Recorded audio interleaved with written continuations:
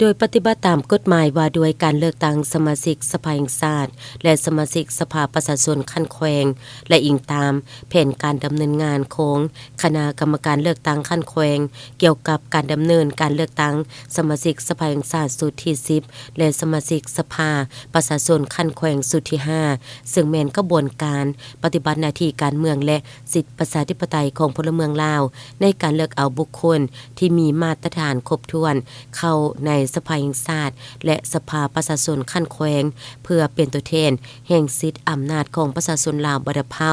ในระหว่างวันที่8 5ที่9กุมภาพันธ์2026ผ่านมานี้ผู้สมัครขับเลือกตั้งสมาชิกสภาประชาชนแขวงสุดที่5เขตเลือกตั้งเมืองไซจำพรแขวงบริคำไซได้ลงเคลื่อนไหวโฆษณาหาเสียงอยู่กลุ่มบ้านนาแจงและกลุ่มบ้านเมืองจำในนั้นประกอบมี6บ้านคือบ้านนาแจงบ้านคำกุณา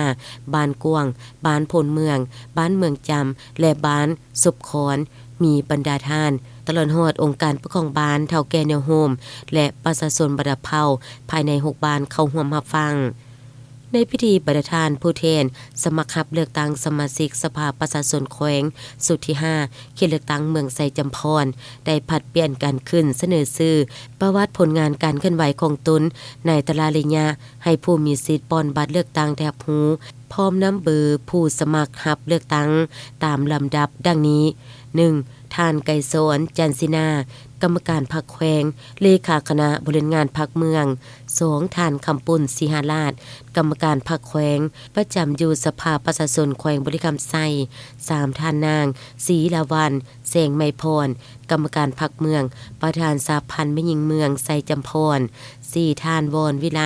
สมบัติมูลวงศ์เลขาหน่วยพรรคหัวหน้าแขนงทรัพยากรน้ำอุตุนิยมและอุทกศาสตร์แขวงบริคำไซ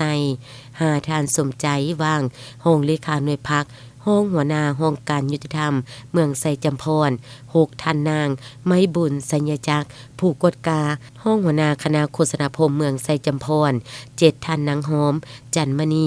ห้องเลขาหน่วยพรรคห้องหัวหน้าห้องการแห่งงานและสวัสดิการสังคมเมืองไซจำพรสำหรับเขตเลือกตั้งเมืองไซจำพรมีผู้แทนลงสมัครรับเลือกตั้งเป็นสมาชิกสภาประชาชนแขวงสุดที่5มีทั้งหมด7ท่านหญิง3ท่านเลือกเอา5ท่าน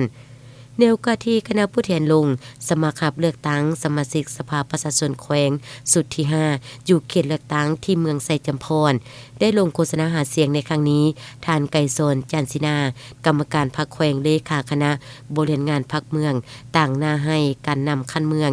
ยังมอบดอกไฟโซลาร์เซลล์จำนวน35ดอกให้บ้านนาแจง10ดอกบ้านคำกุณา10ดอกบ้านกวง10ดอกและบ้านพลเมือง10ดอกรวมมูลค่า